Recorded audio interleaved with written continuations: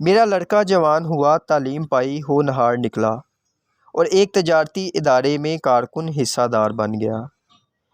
محنت اور احتیاط سے کام لیا، دولت کمانے لگا، شادی کی، گھر آباد ہوا۔ اس بی بی کی جو شامت آئی بیٹے کی محبت سے بے تاب ہوئی۔ کس ماں کی خواہش نہیں کہ اولاد کو آباد اور دلشاد دیکھے۔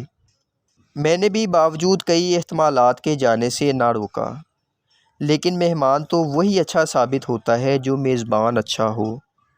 جسے اپنے گھر میں رہنے کا ڈنگ نہ ہو وہ دوسری جگہ رہنے کا سلیقہ کیا جانے۔ بیٹے نے ماں کی آؤ بھگت کی مگر بہو سے ساس کا بگاڑ ہو گیا۔ ایک دن دونوں میں تیز کلامی ہوئی، دوسرے دن سخت تلخ تلخ باتیں ہوئیں، تیسرے دن ساس نے بہو پر جوتا اچھالا، بہو نے ساس کے بال نوچے۔ دنیا نے تماشا دیکھا، لڑکا دن بھر کا تھکا ہارا آیا، گھر کا یہ رنگ دیکھا دنگ رہ گیا۔ عزت خاک میں ملی، صدمہ سے صاحب فراش ہوا۔ بڑھاپے میں ماں باپ جوان اولاد کے پاس بیٹھنے میں خوشی محسوس کرتے ہیں۔ جوان اولاد تنہائی پسند ہوتی ہے۔ بہو کو خاوند کے پاس تنہا بیٹھنے کی خواہش تھی اور خاوند کو علالت میں اس کی ضرورت تھی، مگر ساس سایہ کی طرح بیٹے کے ساتھ لگی رہتی۔ اس سے بہو کا مزاج اور بگڑا، بیٹے کا دل مقدر ہوا۔ علالت نے مستقل صورت اختیار کی، مجھے تار دیا گیا، میں سر پر پاؤں رکھ کر پہنچا، حالات دیکھے بغیر بات کیے بھانپ گیا، بی بی کو سمجھا بجھا کر لے آیا۔ بہو نے شکریہ اور سلام کیا۔ لڑکے کی طبیعت بہت دنوں کے بعد جا کر بحال ہوئی۔ بعض سادہ لو عورتیں شادی کے بعد خاوند کو خاطر میں نہیں لاتی، ماں باپ پر مغرور رہتی ہیں، اولاد ہوتی ہے تو امید اس پر لگاتی ہیں۔ جب ان سے دل مقدر ہوا تو بڑھاپے میں میاں کے پاؤں دھوتی ہیں۔ ماں باپ کو بچوں سے جو پیار ہوتا ہے وہ اولاد کو والدین سے نہیں ہوتا، یہ قدرت کا قانون ہے، اور بہت صحیح، ورنہ انتظام عالم میں نقص پیدا ہو۔ بعض والدین خدمت اور عزت کی بجائے متاحل اولاد سے محبت اور پیار چاہتے ہیں، نہیں پاتے تو ناراض ہو جاتے ہیں۔ میری بیوی کا ایسی بیویوں میں شمار تھا۔ اس واقعہ کے بعد بیوی جو جان کا روگ ہو رہی تھی میرے صبر اور اپنے جبر کا موازنہ کر کے نادم ہوئی، سر پاؤں پر رکھ دیا اور معافی چاہی۔ میری مسلسل مہربانیوں نے اس میں الوہی فضیلتیں پیدا کر دیں۔ گھر میں رحمت کے فرشتے امن کا پیغام لے کر داخل ہو گئے۔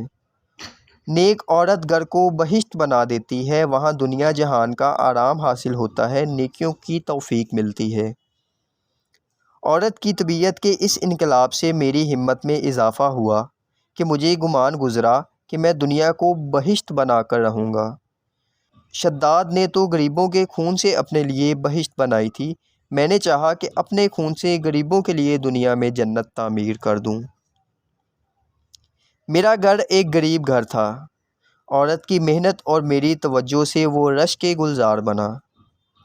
پھولوں کی بیلیں دیواروں پر چڑھی تھیں، صفائی میں صحن آئینہ کو مات کرتا تھا۔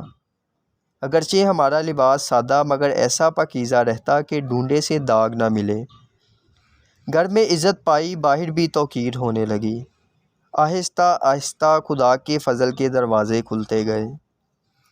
برس کے اندر اندر میں لوگوں کی توجہ کا مرکز بنا اور ان کی نظروں میں محبوب ٹھہرا۔ جب میرا حکم واجب التعمیل اور میری بات واجب التسلیم ہوئی تو میں نے خدام خلق کے نام سے ایک انجمن کی بنیاد ڈالی، عورت اور مرد اس کے ممبر بنے۔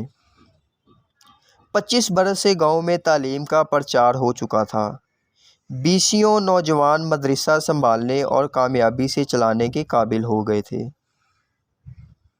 تعلیم کا کام اب انہوں نے سنبھال لیا، میں نے خدا کا شکر کیا تن من سے۔ اگرچہ ہمارا گھر صاف تھا مگر محلے میں غلاظت کے ڈھیر لگے تھے۔ بیبیاں غلاظت کوڑا کرکٹ اپنے گھر سے اٹھا کر دوسروں کے دروازے کے سامنے پھینک دیتی تھیں۔ گھروں کا پانی کوچے میں ادھر ادھر بہتا تھا، کہیں رک جاتا تھا تو مچھروں کی افزائش نسل کے کام آتا تھا۔ ہم دونوں میاں اور بیوی نے اللہ کا نام لے کر ہاتھوں میں جھاڑو لی، منہ پر کپڑا باندھا اور کوچے صاف کرنے لگے۔ بچے اس نئی بات کو دیکھ کر ہم پر تالیاں بجانے اور ہمارا مذاق اڑانے لگے۔ عورت اور مرد سب گھروں سے نکل آئے، پاس ادب سے ہم کو روکا اور خود صفائی میں مصروف ہو گئے۔ سب نے وعدہ کیا کہ ہم اپنے مکان کے سامنے کا حصہ خود صاف کریں گے، کبھی گھر کی غلاظت دروازے پر نہ پھینکیں گے۔ اس طرح ہم نے ایک ماہ ہر مختلف محلے میں کام کیا، سب نے صفائی کے اہتمام کا وعدہ کیا۔ کمیٹی کے اہتمام سے 1 برس کی مسلسل نگرانی اور محنت کے بعد فرش بندی کا کام خیر و خوبی سے انجام پایا۔ اس کے بعد میں نے نہیں دیکھا کہ کبھی کسی بی بی نے گھر کے باہر کوڑے کا ڈھیر لگایا ہو۔ دوسری بات جس کا مجھے احساس ہوا وہ یہ تھی کہ بعض نوجوان سرمایہ کی کمی کے باعث بیکار تھے۔ اب چونکہ ہر شخص کو کام کا شوق تھا، آوارہ گردوں کے لیے گاؤں میں دنیا تنگ ہو رہی تھی۔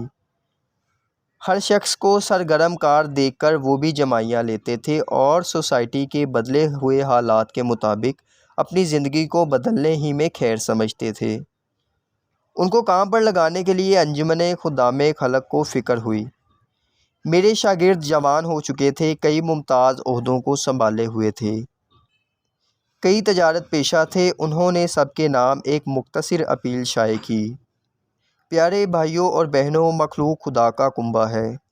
اصل اخلاق یہ ہے کہ جو ہم کمائیں بانٹ کر کھائیں، لیکن سوسائٹی کی موجودہ تشکیل مساوی تقسیم کی متحمل نہیں۔